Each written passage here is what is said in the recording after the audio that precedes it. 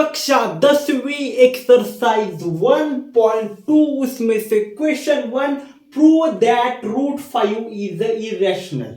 तो हमें एक्सरसाइज 1.2 में से क्वेश्चन फर्स्ट हम सॉल्व करने वाले हैं कि रूट 5 एक इरेशनल नंबर है।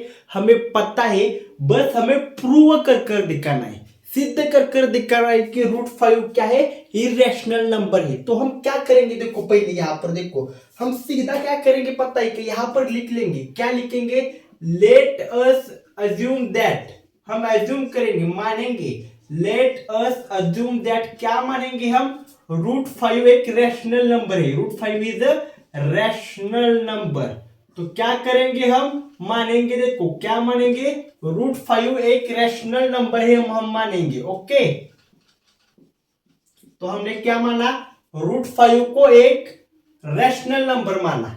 रैशनल नंबर का फॉर्म क्या होता है, देखो वो लिखेंगे। अब यहां पर नीचे हम क्या लिखेंगे, रैशनल नंबर का फॉर्म लिखेंगे, क्या, P अपॉन Q लिख दिया। ओके, अब देखो जब, अब यहां पर आगे क्या लिखेंगे, देखो ये प्योर रैशनल नंबर है। जब भी प्योर रैशनल नंबर होता है तो हम ब्रैकेट में लिखते हैं P and Q are coprimes. क्या लिखते हैं, P and Q are coprimes. Okay, और ब्रैकेट में क्या लिखेंगे, देखो इधर Q is not equal to 0, मतलब डिनोमिनेटर में 0 नहीं आना चाहिए। और क्या लिख सकते हैं यहां पर, देखो P and Q have only one is common factor. Okay, P and Q के बीच में वो एक ही कॉमन फैक्टर है, वो क्या है, 1 है। और ये जो प्राइम नंबर है ना, इसमें एक ही कॉमन फैक्टर है, और इसके दो ही कॉमन फैक्टर होते हैं, एक तो P होगा 1 होगा, Q होगा 1 होगा, इस तरह से। ओके, इसके कभी भी दो से ज्यादा फैक्टर नहीं होंगे, और कॉमन सिर्फ एक ही फैक्टर होगा। जब भी कोई P एंड Q के बीच में अगर कोई भी कॉमन फैक्टर आएगा ना, तो सिर्फ वो क्या आएगा, 1 आएगा। अगर P एंड Q के बीच में अगर 3, 4, 5, 6 ऐसा कॉमन फैक्टर आ गया कोई भी, तो वो रैशनल नंबर नहीं है, वो इरेशनल नंबर हो जाएगा। ओके, तो क्या रैशनल नंबर में क्या होता है, सिर्फ 1 ही कॉमन फैक्टर आता है, यहां पर हमने वही लिखा है।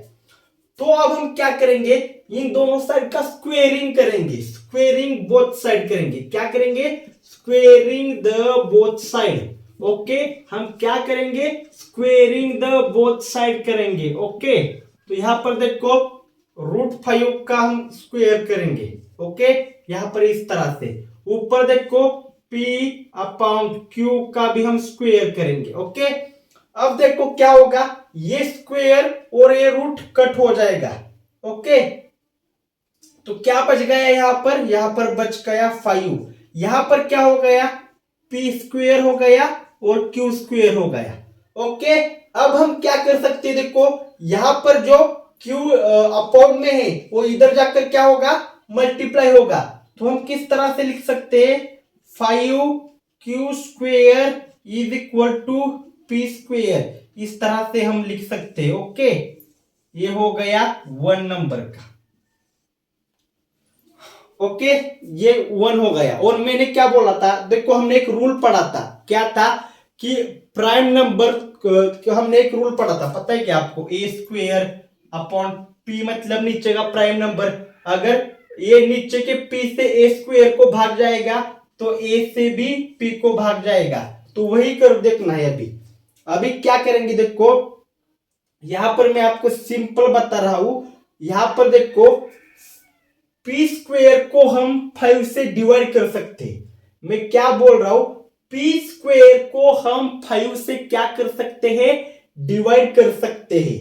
ओके, अगर P स्क्वेयर को हम 5 से डिवाइड कर सकते हैं तो P को भी हम 5 से डिवाइड कर सकते हैं। तो 5 क्या हो गया, यहां पर एक कॉमन फैक्टर हो गया। तो यहां पर हम सेकंड अजम्पशन क्या मानेंगे, 5 is a common factor. Okay, यहां पर सेकंड स्टेटमेंट हमें मिल गया, P is a common factor. Okay, समझ गए आप मैंने क्या कहा, देखो ये 5 P स्क्वेयर को हम 5 से डिवाइड कर सकते हैं। ओके, पी स्क्वेयर को हम क्या कर सकते हैं, 5 से डिवाइड कर सकते हैं। तो उसी के साथ साथ अगर मैं यहां पर बात करूं, क्या बोल रहा हूं मैं, तो अगर पी स्क्वेयर को हम 5 से डिवाइड कर सकते हैं तो 5 पी को सिर्फ 5 से डिवाइड कर सकते हैं। ओके, यहां पर मैंने लिखा है, जैसे कि देखो पी स्क्वेयर को अगर हम 5 से डिवाइड कर सकते हैं तो पी को भी हम 5 से डिवाइड कर सकते हैं, यही लिखा है मैंने। तो 5 क्या निकल कर आ गया यहाँ पर, कॉमन फैक्टर, ये सेकंड हमें इक्वेशन मिल गया। यहां तक आप नोट कर लीजिए, आगे यहां से मैं आपको बताता हूं। ओके, अब देखो ऊपर का नोट कर लीजिए, मैं यहां पर पहुंच रहा हूं। अब देखो अब क्या होगा, अब हमें क्या करना है, देखो ये जो पी स्क्वेयर है इज इक्वल टू के बाद वहां पर एक ऐसा नंबर ऐड करना है जिससे कि मतलब इसको भी डिवाइड, इससे डिवाइड हो जाए। ये 5p है, इससे इधर का वो नंबर डिवाइड होना चाहिए, इधर के 5 से इधर का p में हम जो नंबर डालने वाले वो डिवाइड होना चाहिए। तो 5 से 5 को डिवाइड कर सकते, तो p की जगह हम क्या डालेंगे, 5b डालेंगे।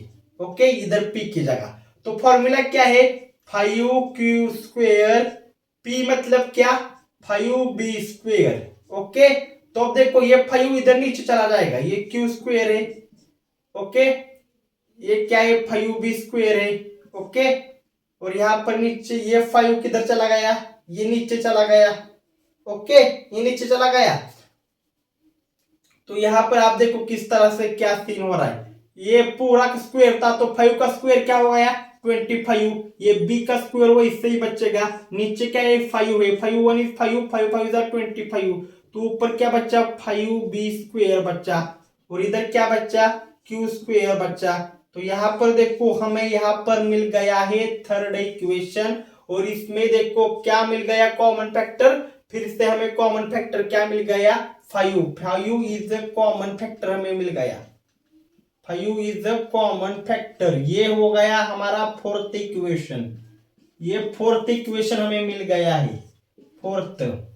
ये 1, तो देखो मैंने क्या बोला था, 1 छोड़कर कोई भी कॉमन फैक्टर नहीं आना चाहिए।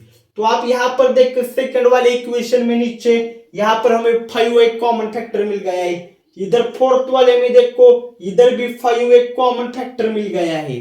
तो अगर रूल यही बताता है कि सिर्फ 1 ही कॉमन फैक्टर होगा, यहां पर तो 5 देखो कॉमन फैक्टर मिल गया है दोनों जगह पर। इससे क्या साबित होता है, इससे यही साबित होता है कि जो हमने एजम्पशन माना था क्या, √5 इज ए रैशनल नंबर, वो पूरी तरीके से गलत है। तो हमने प्रूव कर दिया ना कि जो हमने एजम्पशन माना था √5 ये पूरी तरीके से गलत है, क्योंकि √5 क्या है, इरेशनल नंबर है। ओके, आप यहां तक इसको नोट कर लीजिए पूरा का पूरा।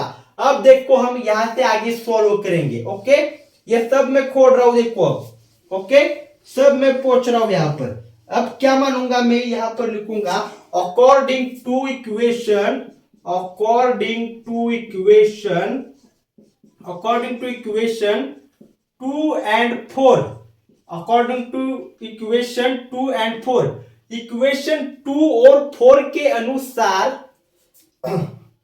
Common there is common, according to equation 2 and 4 our assumption is wrong, our assumption is wrong।